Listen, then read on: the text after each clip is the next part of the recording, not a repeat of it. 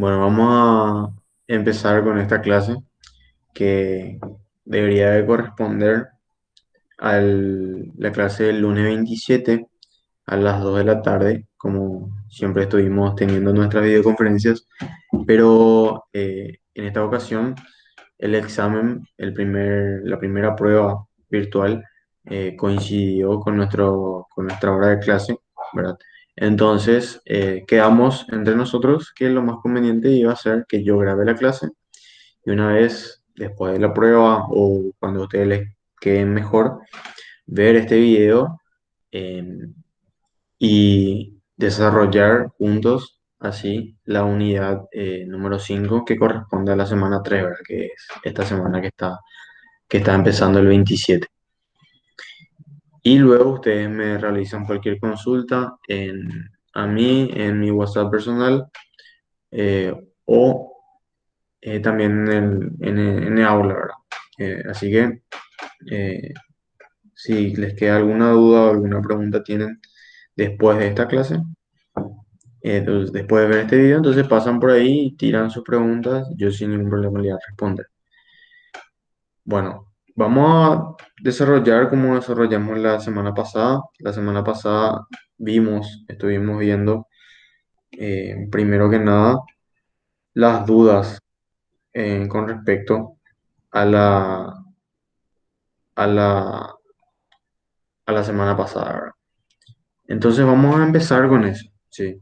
El primer ejercicio, bueno, la verdad que fue el único ejercicio en el que me pidieron que resuelva en esta clase, es este, que es el ejercicio número 4.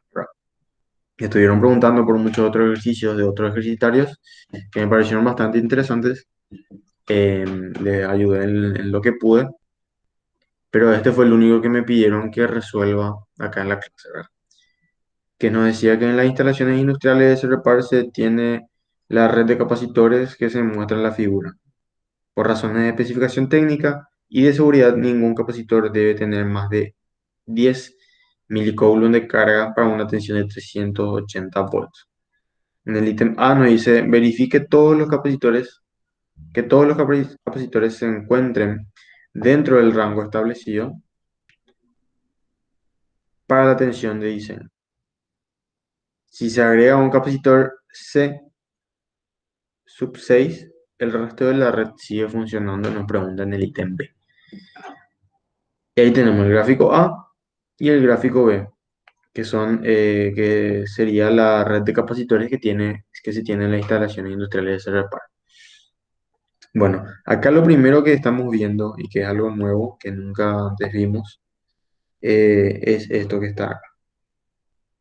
Eso que está ahí son baterías, ¿sí? Que más adelante vamos a ver cómo se llaman, ¿sí? Son baterías que lo que hacen es que proporcionan una diferencia de potencial entre estos dos puntos. Entre el punto A, perdón, el punto A y el punto B, los potenciales son diferentes. Y la diferencia de potencial que hay entre esos dos puntos es la que nos dice ahí, que es 380 volts, ¿sí? Entonces, al ver una batería, nosotros tenemos que saber que en sus extremos, el extremo A y el extremo B, hay una diferencia de potencial. No están al mismo potencial esos dos puntos, ¿sí? Es muy importante que sepan eso, ¿verdad? Más adelante, específicamente en esta clase, en esta semana, vamos a ver mejor la batería esta. Bueno, vamos a analizar entonces, vamos a resolver el, la primera situación. La primera situación que nos dice que tenemos esa disposición que vemos ahí en la imagen. Tenemos esta disposición que está acá, ¿sí? Y con esa disposición nos dice que verifiquemos que todos los capacitores que están ahí, el capacitor uno 2 3 4 y 5 tienen una carga menor a 10.000 coulombs, ¿sí? Bueno, para empezar luego, antes de empezar así a resolver el ejercicio, en este ejercicio se resolvió en vez de 10 milicoulomb, acá tendría que decir 700 microcoulomb. Entonces el profesor que escribió ahí las respuestas, ¿sí? En la respuesta ahí abajo, respuesta A y respuesta B, resolvió su ejercicio usando 700 microcoulombs, ¿sí? Eso es un error de tipeo, ¿sí? Así que vamos a tener en cuenta, por eso nos van a salir diferente capaz, o sea, nos va a luego salir diferente el resultado. Entonces, ¿cómo se resolvía este ejercicio? Este ejercicio se resuelve en- haciendo asociación de capacitores, ¿sí? Lo que nosotros sabemos es la diferencia de potencial entre este punto que está acá y este punto que está acá. Entonces, lo que tenemos que hacer es hallar una capacitancia equivalente de todo esto que está acá para así tener un solo capacitor. Vamos a dibujar así. Un solo capacitor que que sea el equivalente, que esté conectado a la FEM, a la batería, perdón. Entonces, eh, ahí vamos a saber nosotros su diferencia de potencial, vamos a ver su C equivalente y vamos a poder conocer su carga. Y una vez conocido eso, vamos a poder ir retrocediendo en todo lo que hicimos para poder tener los demás datos que queremos conocer. Así que lo primero que tenemos que hacer es analizar. Tenemos que ver nuestro gráfico y analizar qué es lo que vemos nosotros a simple vista, una asociación fácil para poder empezar. Y lo primero que yo veo acá son estos dos capacitores, capacitor uno y capacitor 2. Yo veo que están en serie. ¿Por qué digo que están en serie? Digo que están en serie porque este capacitor está conectado a este conductor. Después acá entre estos dos hay otro conductor. Y entre esos dos otra vez hay, o sea, en el otro extremo hay otro conductor. Todos esos puntos están en diferentes potenciales. Las diferencias de potenciales son diferentes para cada capacitor, entonces yo puedo decir que están en serie. Entonces hago la asociación en serie, hago C1,2 y aplico mi fórmula de asociación de capacitores en serie. Me sale que la capacitancia equivalente va a ser de 0,667 microfarad. Después hago lo mismo, el mismo análisis para el capacitor 3 y para el capacitor 4. La diferencia de potenciales entre los extremos de cada capacitor es diferente, entonces yo puedo decir que están en serie. Y ahí se vuelve a a calcular la capacitancia equivalente de ese capacitor, que sería 1,714 microfarad. Entonces, ahora lo que tenemos es acá tenemos un capacitor equivalente y acá tenemos otro capacitor equivalente. Y si vemos esos dos capacitores, acá en este extremo está conectado en amarillo, aquí, perdón, acá en este extremo y en este extremo están conectados en amarillo, ¿sí? Y en el otro extremo, acá en rojo, ¿sí? Todo esto está conectado en rojo. Entonces los dos tienen la misma diferencia de potencial entre sus extremos, entonces podemos decir que están en paralelo. Y ahí lo que se hace es, se hace la asociación en paralelo. Se aplica la fórmula, esta que está acá, C1, 2, 3 le llamamos el equivalente, y hacemos directamente la suma de C1, 2 y la suma de C3, 4, que son los capacitores que están asociados en paralelo. Y ahí se tiene la asociación, la capacitancia equivalente. Y finalmente, ese capacitor, voy a borrar un poco esto, ese capacitor equivalente grande de ya de todo esto, va a estar conectado en serie con este capacitor que está ahí. Uy, va a estar conectado en serie con este capacitor. Entonces, se hace la asociación y ahí va a ser nuestra última asociación, que va a ser una asociación en serie. Se aplica la fórmula y tenemos ya la C equivalente total. Y ahí, como les dije, tenemos nosotros la C equivalente y tenemos la diferencia potencial que es de 308 volts.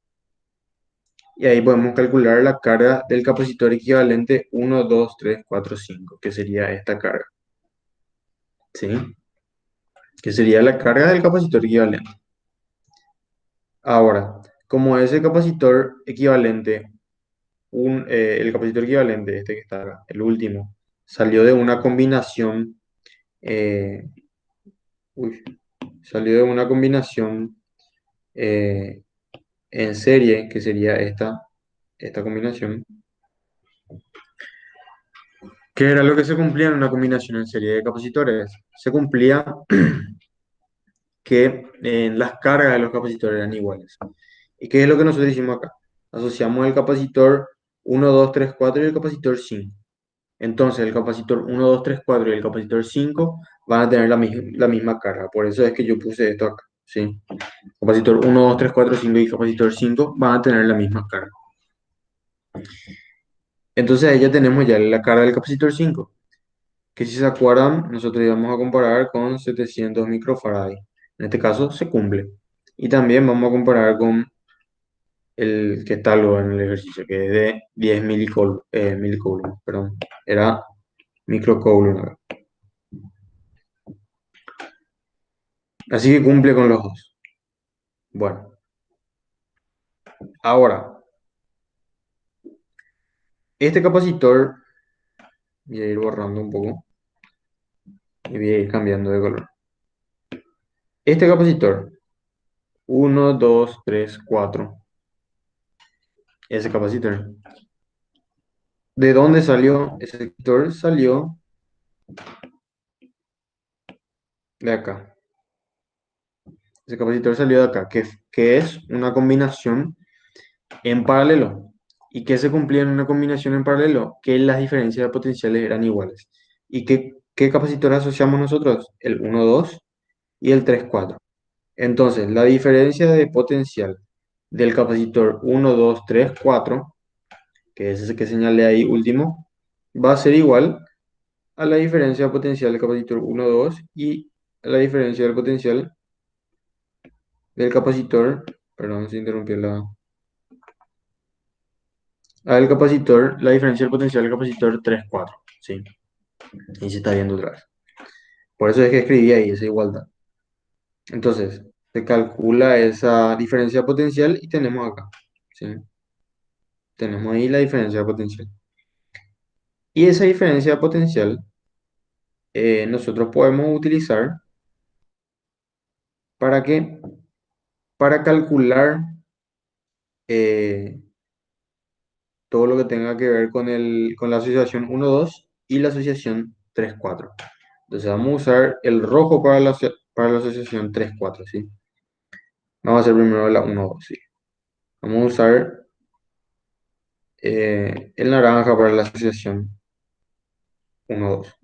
Entonces nosotros ya tenemos ya la diferencia de potencial 1-2, ¿sí? Esa diferencia de potencial que señalé ahí ahora, esa nosotros ya tenemos.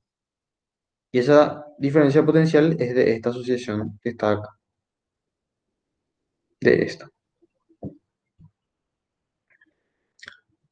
Y esa asociación es una asociación en serie.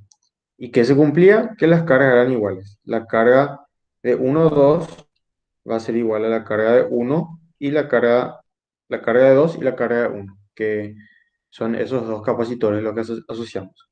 Entonces ahí nosotros podemos calcular ya la carga de 1 y la carga de 2, que si comparamos con nuestros valores, cumple, ¿sí? Es menor a los dos, entonces se cumple, ¿sí? Y finalmente hacemos otra vez lo mismo, pero para nuestro capacitor 3,4. Tenemos su diferencia de potencial, tenemos su capacitancia que era esta, 1,714 microfarad, y nos vamos a escribimos acá. Este capacitor 3,4 salió de una asociación en serie, entonces las cargas son todas iguales. Y ahí calculamos de nuevo la carga de cada capacitor y comparamos que es menor a lo que nos pide, ¿verdad? Nuestra especificación. Entonces, una vez que ya tenemos ahora ya tenemos ya la carga de todos los capacitores y decimos, bueno, todos los capacitores cumplen. ¿Ok? Ahora, ahí está terminado. A ver, ahí está terminado eh, lo que sería la parte A. ¿Sí? Si se fijan, usé luego diferentes colores. ¿Por qué? Porque puede llegar a ser muy confuso y se te mezclan mucho las cosas. Así que mientras más ustedes especifiquen todo, mucho mejor, porque así no se van a perder, ¿sí? Entonces traten de hacer eso y traten de hacer siempre en orden. El tema de asociación de capacitores, al menos y este tipo de ejercicios, traten de hacer en orden, ¿sí? Porque si no se van a perder y se les va a mezclar las cosas, ¿sí?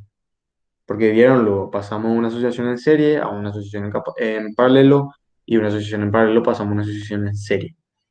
Y ahí capaz se mezclen las cosas y ustedes tienen que hacer con cuidado eso, ¿sí? Porque se le puede mezclar. Bueno, y el ítem B nos dice que se le agrega este capacitor 6, ¿sí? Se le agrega este capacitor 6 y nos dice,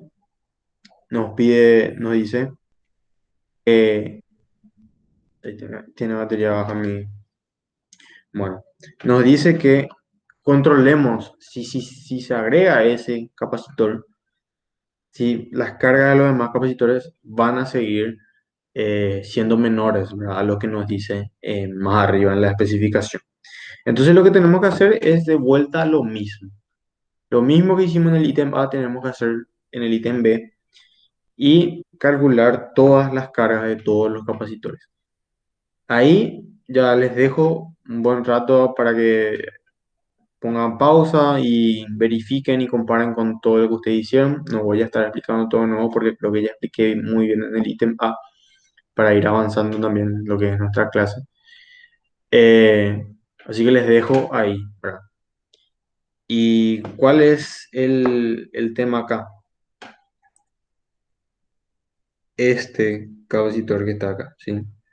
Este capacitor que está acá ya es mayor su carga a 700 microcoulomb, pero no es mayor que 10 milicoulomb. Entonces, lo que pasaba en la respuesta, si se fijan en la respuesta, dice que con el capacitor 6 ahí ya no se verifica, hay uno que supera y eso es si comparamos con 700 microcoulomb.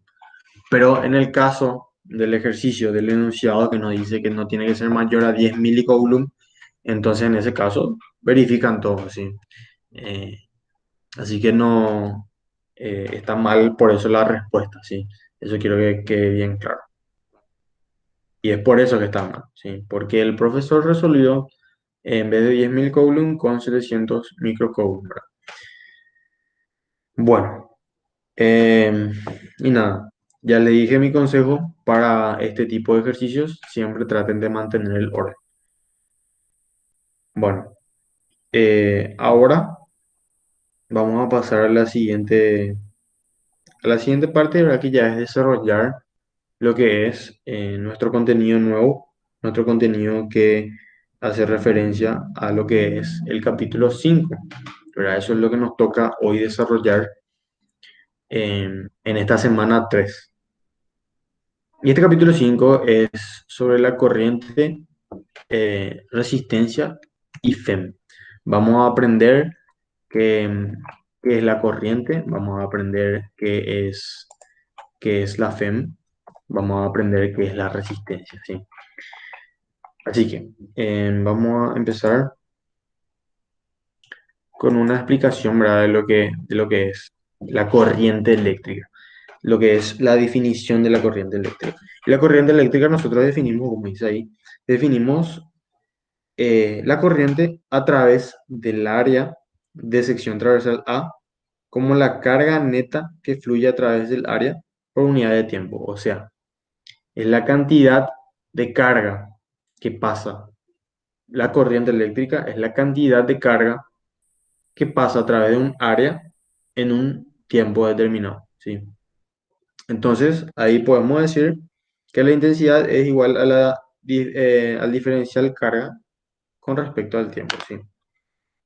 Y la intensidad se mide en amper, y el amper también es igual a coulomb sobre segundo, ¿sí?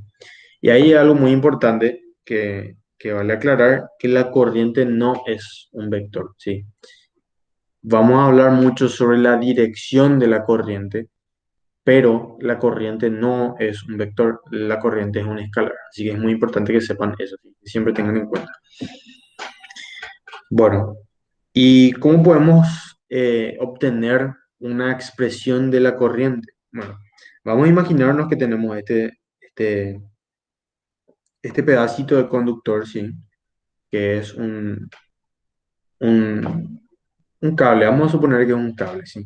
Y en este cable nosotros tenemos estas partículas de carga, que en este caso son cargas positivas, ¿verdad? Independientemente del signo de la carga, vamos a estar hablando. Están nomás dibujadas las cargas positivas, ¿sí? Y estas cargas positivas se mueven a través de este conductor con una velocidad v. Si se fijan, esta es la primera vez que vemos que las cargas tienen una velocidad, que las cargas se mueven. A partir de acá es un antes y un después. Antes nosotros estamos hablando sobre cargas estáticas, estábamos analizando las cargas estáticas y a partir de ahora vamos a analizar las cargas, pero las cargas dinámicas y eso sería la corriente, ¿sí? Entonces, cada partícula de carga tiene una velocidad. A esa velocidad le vamos a llamar velocidad de deriva, ¿sí? Entonces, suponemos que tenemos este conductor que tiene n partículas con carga de movimiento por unidad de volumen, ¿sí? Dentro de ese pedacito que vemos ahí dibujado, hay n partículas por unidad de volumen, ¿sí? Que tiene una velocidad v, que es una velocidad de deriva, ¿sí? Y ahí tenemos resaltado el área por el cual están atravesando, ¿sí? Tenemos resaltado el área por el cual están atravesando. Bueno, y si calculamos el volumen del cilindro, o sea, si queremos calcular la corriente, perdón, si queremos calcular la corriente, eh, nosotros sabemos que la corriente es la derivada de la carga con respecto al tiempo. Entonces, vamos a tratar de calcular cuánta carga hay en en nuestro cilindro. ¿Cómo calculamos eso? Y calculamos la cantidad de partículas por la carga de cada partícula. Entonces, ahí vamos a tener la cantidad de carga que tiene nuestro conductor en este caso, que es un cilindro, ¿sí? Entonces, nosotros tenemos n partículas por unidad de volumen. Entonces, para conocer la cantidad de partículas que hay en ese volumen, tenemos que multiplicar n por el volumen del cilindro. Entonces, el volumen del cilindro va a ser su área transversal por la altura que sería la velocidad de deriva por tiempo, ¿sí? Velocidad por tiempo es una unidad de longitud. Entonces, tenemos ahí un volumen, el área por lo que sería su altura. Entonces, para calcular la cantidad de partículas, ¿sí? Eh, multiplicamos la densidad de partículas, que sería n, por el volumen. Entonces ahí vamos a tener n por a por velocidad de deriva eh, por diferencial tiempo, ¿sí? Ese sería el volumen. Y para tener la carga total, eso sería el número de partículas dentro, ¿sí? De ese volumen. Y para tener la carga total, lo que tenemos que hacer es multiplicar el número de partículas por la carga de cada partícula. Y en este caso sería Q, esa carga de cada partícula. Entonces, si multiplicamos Q por N por A por velocidad de deriva por diferencial tiempo, vamos a tener lo que es la carga total, ¿sí? El diferencial carga de nuestro conductor. Y ahí, si despejamos diferencial carga dividido diferencial tiempo, vamos a tener una expresión para la intensidad de corriente, que sería igual a la carga de cada partícula, carga individual de cada partícula, por la cantidad de partículas que hay en una unidad de volumen por el área por la velocidad de aéreo, ¿sí? Em, entonces, esa sería una fórmula para la intensidad de corriente, ¿sí? Y si se fijan ahí abajo del dibujo, vamos a tener una flecha enorme que dice corriente, que es igual a la derivada de la carga con respecto al tiempo. Y ahí nosotros decimos que la corriente tiene esa dirección, de izquierda a derecha, pero no es un vector, ¿sí?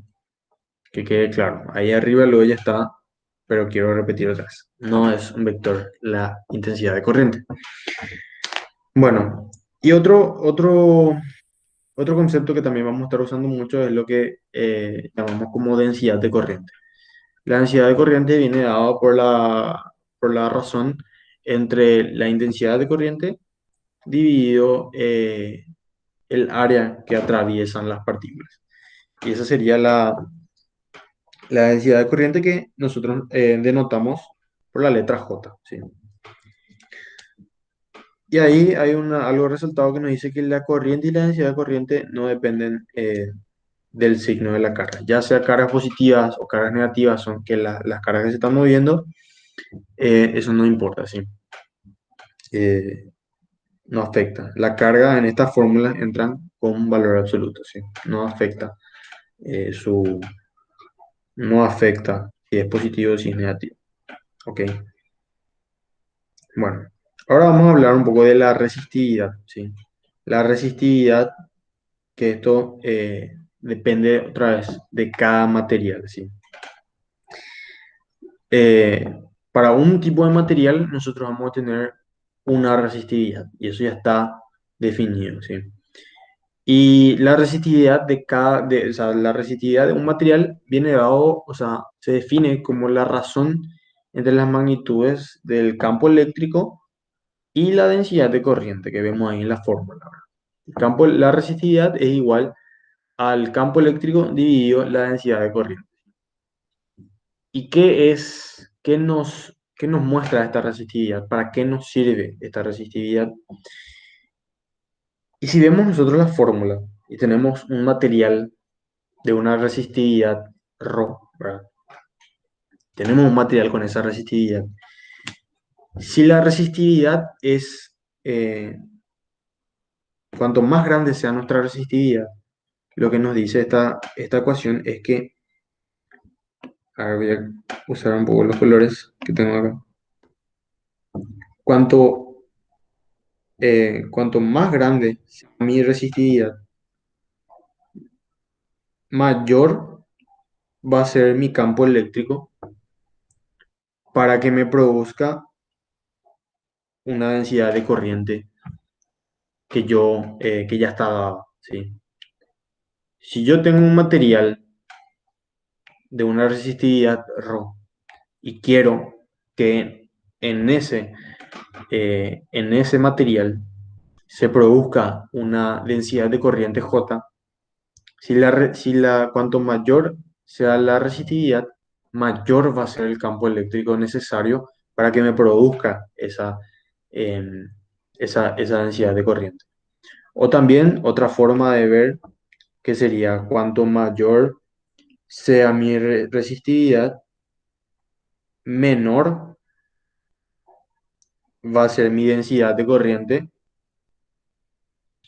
producida por un campo eléctrico dado, ¿sí? Entonces, a lo que quiero llegar es, si yo tengo un material de una resistividad muy grande, voy a necesitar un campo eléctrico muy grande para producir una intensidad de corriente. Lo que me dice la resistividad es cuán difícil o cuán fácil es tener una intensidad de corriente a través de ese material. Así que es muy importante la resistividad y la resistividad depende del material, ¿sí?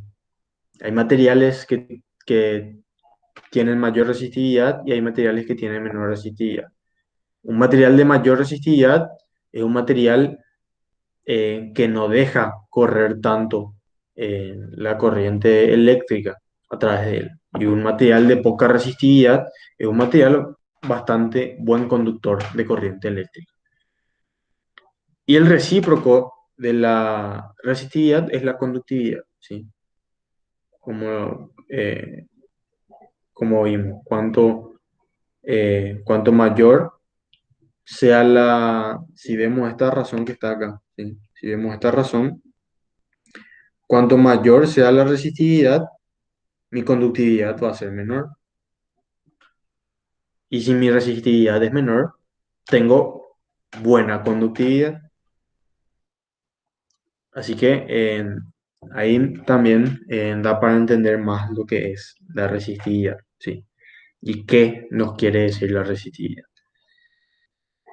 Y la resistividad de un conductor casi siempre aumenta con la temperatura y tenemos esa fórmula que está ahí, ¿verdad? Que nos da la resistividad de un material en función a la temperatura que tiene ese material. Bueno, ahora vamos a hablar de lo que es la resistencia, ¿sí? Nosotros tenemos ahí que la resistividad es la razón entre nuestro campo eléctrico y nuestra densidad de corriente, ¿sí? Y al saber eso nosotros podemos calcular la densidad de corriente y calcular el campo eléctrico. Vamos a calcular estos dos y vamos a ver qué sale. Nosotros sabemos que la densidad de corriente es esto que está acá. Y sabemos que el campo eléctrico podemos obtener por la diferencia de potencial. El potencial es igual al campo eléctrico por la distancia de separación entre los dos puntos que queremos calcular la diferencia potencial. Entonces ahí tenemos el campo eléctrico. Si eso reemplazamos en esta fórmula que está acá, si eso reemplazamos ahí, vamos a tener esta expresión que está acá. Y si acomodamos un poco más, vamos a tener esta que está acá. Donde en esa ecuación, a ver si marca, ahí está. Donde en esa ecuación nosotros vemos que la intensidad y la diferencia potencial son proporcionales. Y son proporcionales en este valor, ¿sí? Son proporcionales. Y esa constante de proporción nosotros le llamamos resistencia. Y ahí podemos obtener esta fórmula que está acá, ¿sí? La resistencia es igual a la razón entre la diferencia potencial y la corriente. Y también va a ser igual a la resistividad por la longitud de nuestro alambre o de nuestro conductor dividido el área transversal de nuestro conductor, ¿sí? Y de ahí sale lo que llamamos la ley de Ohm. La ley de Ohm dice que la diferencia potencial es igual a la corriente por la resistencia, ¿sí? Eso nos dice la ley de Ohm. Y la resistencia se mide en ohms, ¿sí? La resistencia se mide en ohms. Acá se le llama, a este símbolo que está ahí, se le llama ohm. Eh, bueno, ¿cómo podemos ver la resistencia? Y la resistencia podemos ver también como qué tanto se resiste mi material a inducir o no la corriente, ¿sí? Y vemos que depende de la longitud y depende del área y depende de la resistividad. La resistividad depende de cada material. La longitud y el área son condiciones geométricas. Entonces también depende de la longitud y el área. ¿Cómo podemos hacer una analogía para entender? Vamos a hacer una analogía con una manguera, por ejemplo. Si tenemos una manguera que es demasiado larga y abrimos nosotros nuestra canilla, cuanto más larga sea nuestra manguera, con menor intensidad va a salir nuestra agua, ¿sí? Entonces, lo mismo pasa con la resistencia. Cuanto más larga es nuestro conductor, más resistencia va a tener. Y por lo tanto va a ser menor la corriente. Y lo mismo con el área. Si tenemos una manguera que es muy angosta, dificulta más el paso del agua a través de ella, que una manguera que tiene una sección transversal más grande. Y pasa lo mismo, ¿verdad? Es una analogía nada más, tampoco lleguen muy al extremo de la comparación, ¿verdad? Pero es para que entiendan más o menos cómo lo que es la resistencia. Bueno, eh, ahora vamos a hablar de lo que es la FEM, ¿sí? La FEM o fuerza electromotriz, ¿sí? Es un dispositivo que hace que la corriente fluya del potencial menor al potencial mayor dentro de un circuito para tener una corriente constante.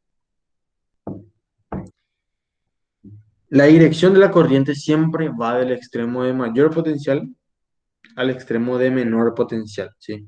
Y esto se debe, ¿verdad? Que en un conductor la corriente fluye en dirección del campo eléctrico.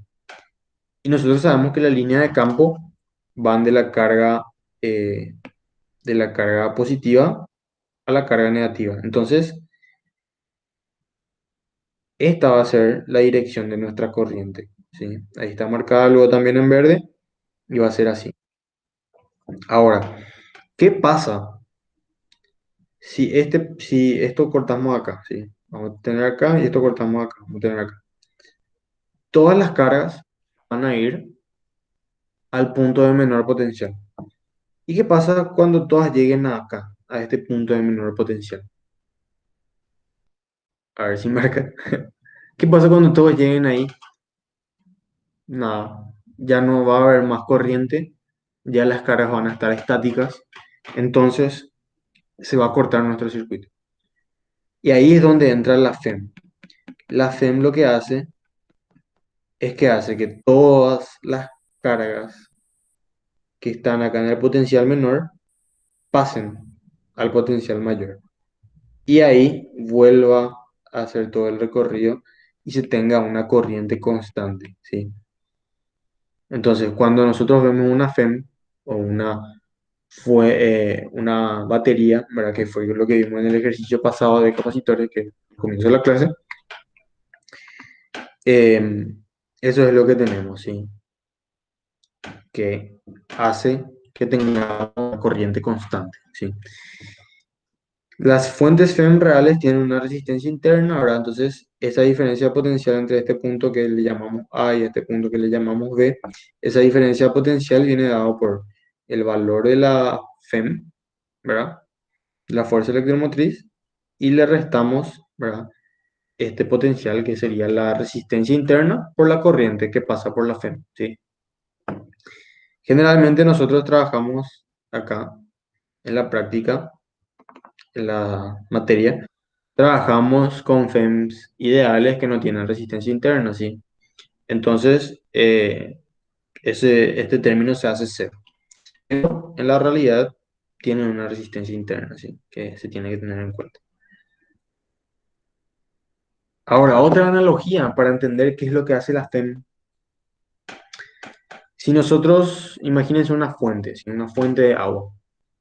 Nosotros tenemos agua ahí abajo, ¿sí? Y lo que hace, o sea, nosotros dentro de nuestra fuente, ahí adentro, tenemos una bomba de agua que hace que el agua que está abajo suba arriba y ahí cae y ahí se va todo lindo la fuente de agua. Y ese trabajo que hace la bomba de agua es que lleva el agua del punto de menor potencial al punto de mayor potencial y vuelve a caer el agua. Y eso siempre es constante. Y eso mismo es lo que hace nuestra fuente FEM. Hace que tengamos una corriente constante, ¿verdad? Es para que se entienda, ¿verdad? Por eso me hago las analogías, ¿verdad? Bueno, y ahora vamos a ir adentrándonos a lo que son los circuitos, ¿sí? Y estos son algunos símbolos para dibujar los circuitos, ¿sí? Si tenemos una línea recta, es un conductor con una resistencia despreciable, sí. Vamos a decir que tiene una resistencia cero. Entonces no afecta tanto en no afecta luego para nada en nuestra ecuación. Que son los conductores, de verdad que ahí vémoslo en la FEM, por ejemplo. Después tenemos el resistor que se dibuja de esa forma, es una resistencia. Tenemos la fuente FEM, ¿sí? Que se dibuja de esa forma. Y siempre cuando dibujamos nosotros una FEM, tenemos que dibujar con todos estos elementos que están ahí en rojo, ¿sí? Tenemos que dibujar el signo menos, el signo más y la flecha, que esta flecha que está acá siempre va a ir del menos al más. ¿Por qué? Porque nos indica en qué dirección es la fuerza electromotriz, qué dirección tiene la FEM. Y lo que hace es, las cargas negativas pasa hacia el lado positivo. Entonces esos tienen que dibujar siempre bien. En los exámenes les suele pedir ahora que dibujen la dirección de la FEM. Y después es otro símbolo ahí, fuente FEM con resistencia interna. Después vemos ahí a la derecha el voltímetro, se dibuja así, se representa de esa forma, y el amperímetro se representa de esa forma. Nosotros ya sabemos que el voltímetro mide diferencia de potencial y se conecta en paralelo, y sabemos que el amperímetro mide intensidad de corriente y eso se conecta en serie con nuestro circuito. Y después pueden agregar acá también la capacitancia, que sabemos ya cómo se representa. O sea, el capacitor ya sabemos cómo se representa, ¿verdad? Y después tenemos lo que es la potencia en los circuitos eléctricos. La potencia es la potencia que se entrega o se extrae de un elemento del circuito, ¿sí? Que viene dado por el producto entre la diferencia de potencial y la intensidad, ¿verdad? En una resistencia pura, ¿sí? Para una resistencia, la potencia que se le entrega al resistor viene dado de esa forma, ¿verdad? Que es simplemente ir reemplazando con, con la ley de Ohm, ¿verdad? Si reemplazamos, por ejemplo, la diferencia potencial, eso es igual a I por R. Si reemplazamos, vamos a tener ahí I cuadrado por R. Y así para la siguiente fórmula. Bueno, eh, hablé bastante rápido, así que espero que se haya entendido. Igual pueden poner también el video en una reproducción más lenta. Pero eso es lo que les quería mostrar, ¿verdad? Y explicarles más o menos, porque ustedes la teoría todavía no dieron de esto. Entonces les quería explicar y entrar más profundo en lo que es y darles introducción teórica. Así ustedes van a entender mejor lo que leen en los materiales que van a encontrar en el aula sobre la teoría. Van a entender mejor eso. También van a poder entender más o menos con un bastante básico de una base súper básica de teoría que les acabo de dar. Van a entender también los ejercicios que vamos a hacer. Bueno, en en el aula, a partir del lunes, ¿verdad? El lunes 27 está disponible ya este material que otra vez van a encontrar fórmula y simbología, un breve resumen ahí de todas las fórmulas que vamos a utilizar. Ahí hasta ahora hay otro, otro símbolo y diagrama del circuito que ya le mostré también, en medio parecido, ¿verdad? A lo que sería a mi resumen este que les mostré, ¿verdad? Em, Así que van a encontrar todo acá. Esto está en el aula, ¿sí? Y después están los ejercicios resueltos de los videos, que estos ejercicios resolvió la auxiliar Janina. Y van a tener también, o sea, tienen sus videos disponibles en el aula, ¿sí? Tienen ahí todos los ejercicios, están muy bien explicados, ¿ok? Y también van a encontrar lo que es el ejercitario propuesto de esta semana, donde otra vez van a ver los ejercicios con sus respuestas y van a encontrar 10 ejercicios, ¿sí? Bueno, eso ya le voy a dejar a ustedes. Ahora nosotros lo que vamos a ver, vamos a tratar de resolver algunos ejercicios, no sé si resolver luego, pero por lo menos plantear, ¿sí? Vamos a tratar de plantear y así ustedes pueden después resolver mejor, ¿sí? Bueno, El primer ejercicio nos dice que se tiene un cilindro hueco de radio A mayor a B, ¿sí? O sea, tiene radio A y tiene radio B, donde el radio A es mayor al radio B, nos dice, ¿sí? Y longitud L, donde el material ubicado entre las caras interior y exterior del cilindro tiene una resistividad C. Y nos pide calcular en el primer ítem la resistencia entre las bases del cilindro y en el ítem B la resistencia entre las caras exterior e interior del cilindro. Entonces, nosotros vamos a tener lo siguiente. A ver, voy a dibujar. Vamos a tener un cilindro, ¿sí? Que va a ser un cilindro hueco, ¿sí? Porque nos dice que tiene radio A y radio B. Va a ser un cilindro hueco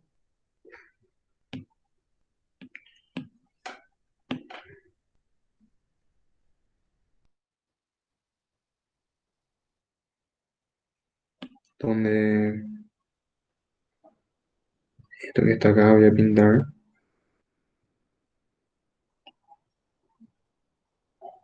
Eso que está ahí, eso, todo esto es,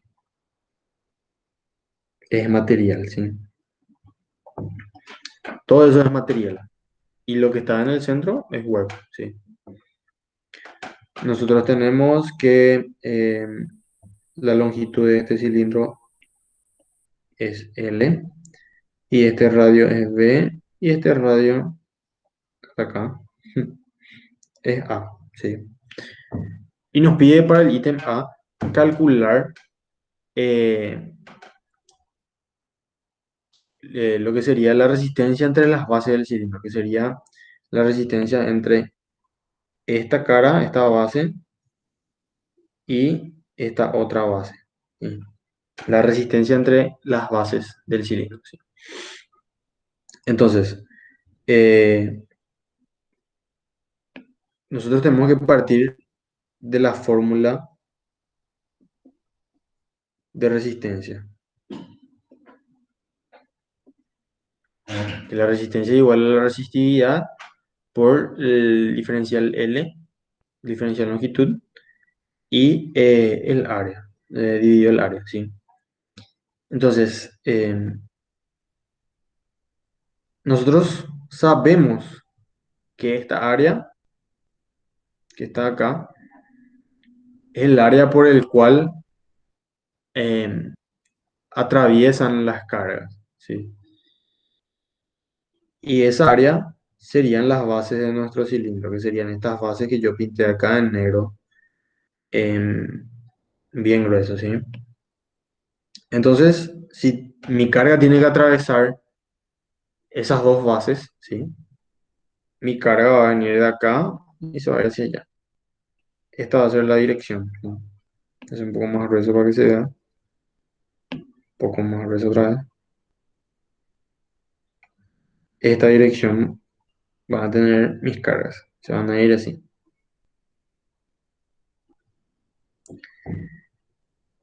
¿ok? Y entonces, vamos a ir calculando eh, lo que sería mi área, que yo puedo hacer pi por radio al cuadrado menos pi por radio al cuadrado. ¿Por qué le resto esa área? Porque esa área es hueca, ¿sí? Entonces ahí nosotros vamos a tener el área de nuestro cilindro, que va a ser pi por a cuadrado menos b cuadrado. Entonces vamos a integrar esa expresión que tenemos acá. Diferencial r de 0 hasta r y la integral de ρ, que nosotros nos dice que su resistividad es C. Entonces vamos a poner C por diferencial L sobre pi por a cuadrado menos b cuadrado. Y eso vamos a integrar de 0 hasta L, que es la longitud total. Entonces de acá vamos a tener que la resistencia, tenemos que C es constante, pi es constante y esta diferencia también es constante, entonces nos queda integral de diferencial L. Y la integral de diferencial L es L. Y si hacemos de 0 hasta L nos queda L mayúscula. Entonces va a ser así. C por L dividido pi por A cuadrado menos B cuadrado. Entonces ahí ya tenemos la resistencia. ¿Sí? Esto todito es para el ítem A. Para el ítem B, a ver si puedo copiar mi cilindro. No voy a dibujar mano. Para el siguiente ítem, yo lo que voy a tener,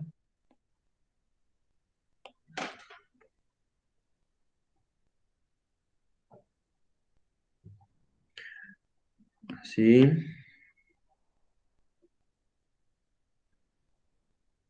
donde todo esto otra vez,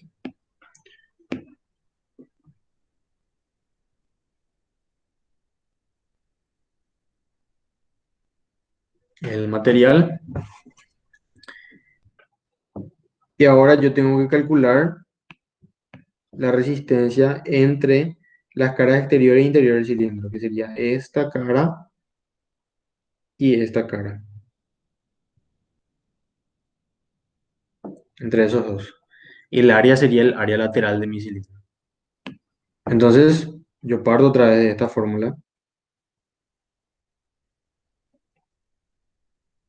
parto otra vez de esta fórmula, y como yo quiero la resistencia entre la cara interior y la cara exterior, mis cargas van a ir de la cara interior a la cara exterior. Así.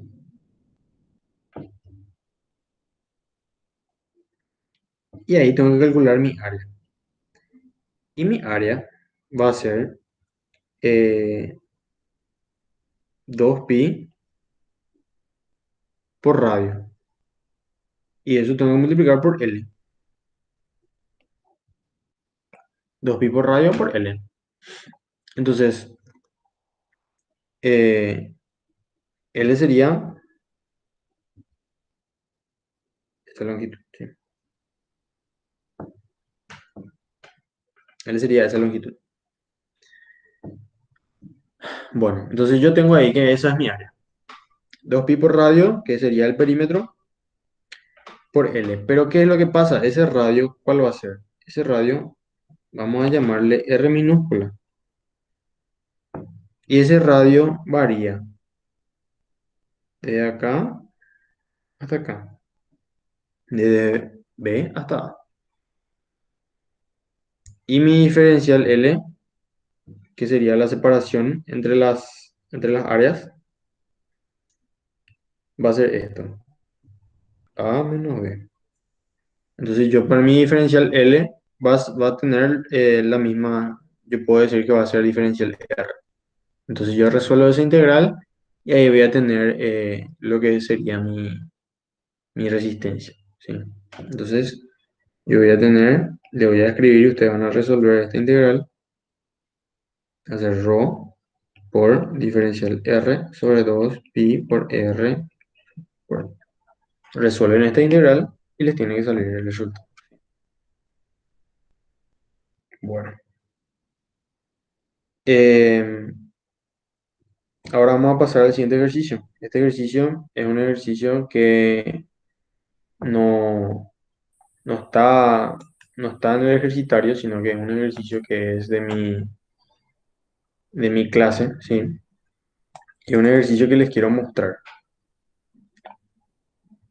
Debido a que hay poco tiempo ya, voy a mostrarles nomás el ejercicio resuelto, ¿sí? Voy a dejar un rato de compartir mi pantalla y les voy a mostrar nomás ya el ejercicio resuelto, ¿sí? Para que vean mejor, ¿sí?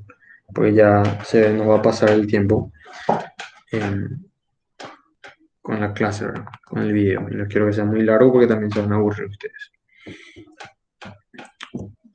Este ejercicio nomás les quiero mostrar para que vean cómo puede haber una variedad, ¿verdad? Entre los tipos de resistencia. Nosotros podemos calcular resistencia de cualquier, o sea, cualquier forma puede tener nuestro resistor, ¿sí?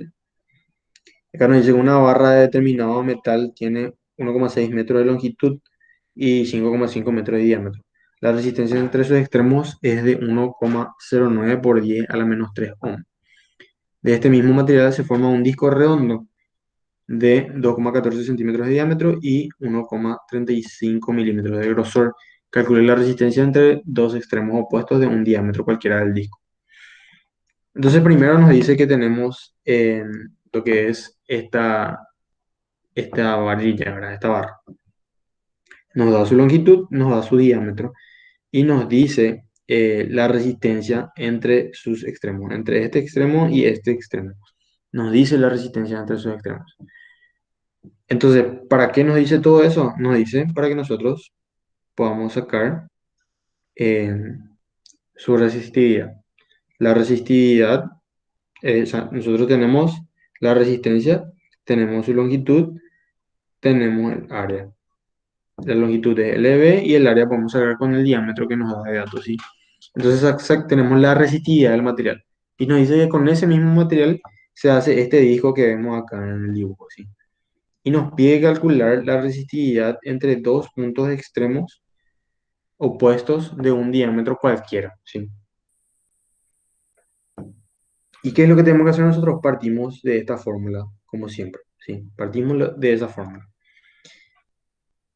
Pero tenemos que poner siempre un eje de referencia, ¿sí? En este caso yo puse acá en el centro, ¿sí? Podrían poner acá también, o no sé, depende, puede complicar más o puede hacer más fácil el ejercicio. Yo coloqué acá en el centro, ¿verdad? ¿Para qué coloqué ahí en el centro?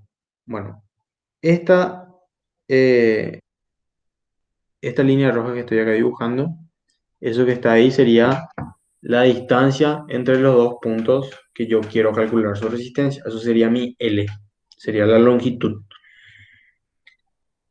Entonces, en vez de diferencial L, yo le llamé diferencial I, ¿sí? Porque sería en el eje I, ¿sí?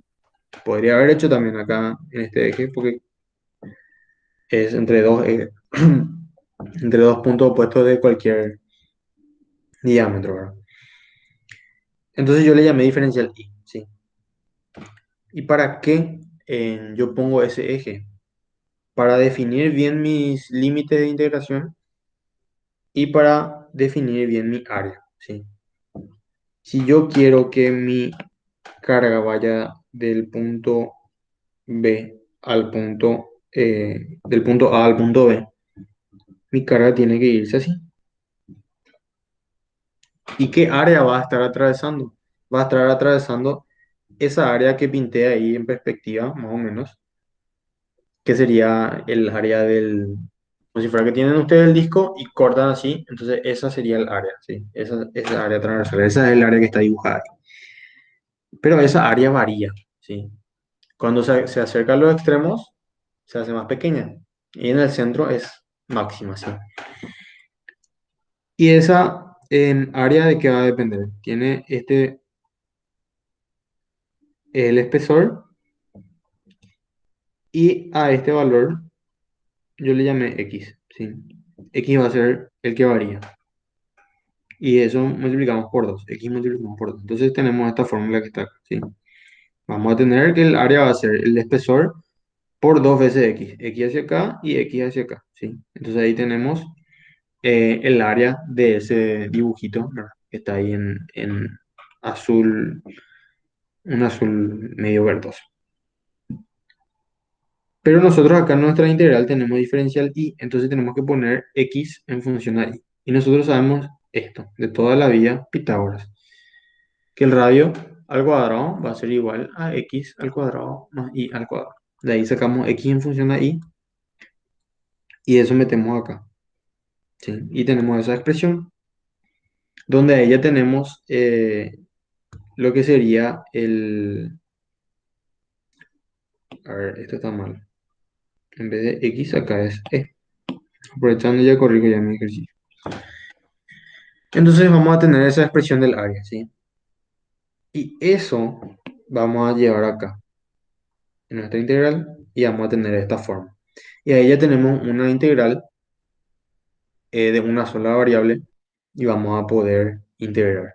Y eso integramos, eh, obviamente, desde menos, porque si pusimos acá el centro, acá vamos a hacer de menos diámetro sobre 2 hasta diámetro sobre 2. Por eso es ese el límite de integración. Hacen esa integración, resuelven la integral y esa sería la resistencia.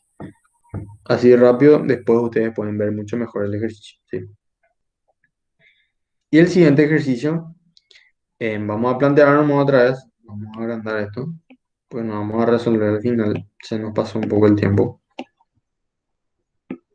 Eh, Así que voy a explicarles rápido. Este es el ejercicio 9 del ejercitario de esta semana, ¿sí? De la semana 3. Y nos dice que cuando se abre el interruptor, en S de la figura, el voltímetro de la batería da una lectura de 3,08 volts. Cuando se cierra el interruptor, la lectura del voltímetro cae a 2,97 volts y la del amperímetro es de 1,65 amperes. ¿Sí? Entonces, nos pide determine la FEM, la resistencia interna de la batería y la resistencia del circuito R. Supongo que todos los instrumentos son ideales, por lo que no afectan el circuito. Los instrumentos son ideales si nos recordamos los instrumentos ideales. No sé si ya dieron esto en la teoría, pero em, instrumentos ideales quiere decir que no afectan, ¿verdad?, el circuito. Conectamos el circuito, no nos afecta. Bueno, eso en resumen sería un instrumento ideal. Bueno, entonces nos dice que cuando esto está así, desactivado, el, este voltímetro nos da una lectura de 3,08 volts, ¿sí? Y cuando esto está conectado así, ¿sí? Cuando esto está conectado de esta forma, no circula corriente, ¿sí? No circula corriente. ¿Por qué? Porque, como les dije, eh, acá está el positivo, acá tiene que estar el negativo, ¿sí? Si hay corriente, va a tener que venir hacia acá nuestra corriente. Va a tener que bajar y va a venir acá. ¿Y qué pasa ahí? Ahí se corta. No hay corriente, porque se corta nuestro circuito. Entonces, la diferencia de potencial que mide nuestro voltímetro va a ser FEM menos I por R cuando tenía resistencia interna. Como la I es cero, esto es cero, entonces el voltímetro mide lo que vale la FEM. Por eso, esta es nuestra respuesta. Después, cuando se cierra, cuando se cierra, nuestro voltímetro pasa a medir 2,97 volts, ¿sí? Y nuestro amperímetro mide 1,65 amperes. Lo que nos está dando acá, esto es la intensidad, y lo que nos está dando acá, esto sería esta diferencia de potencial, que es FEM menos, ay, mira, FEM menos I por R. Nosotros ya sabemos esto como de acá. Y sabemos esto ¿dónde? De acá. Entonces, de ahí podemos despejar esta, y esa sería esta resistencia interna. Y después, ¿qué sabemos nosotros? Sabemos la diferencia potencial entre este punto y este punto, que si se fijan, está todo conectado, ¿sí?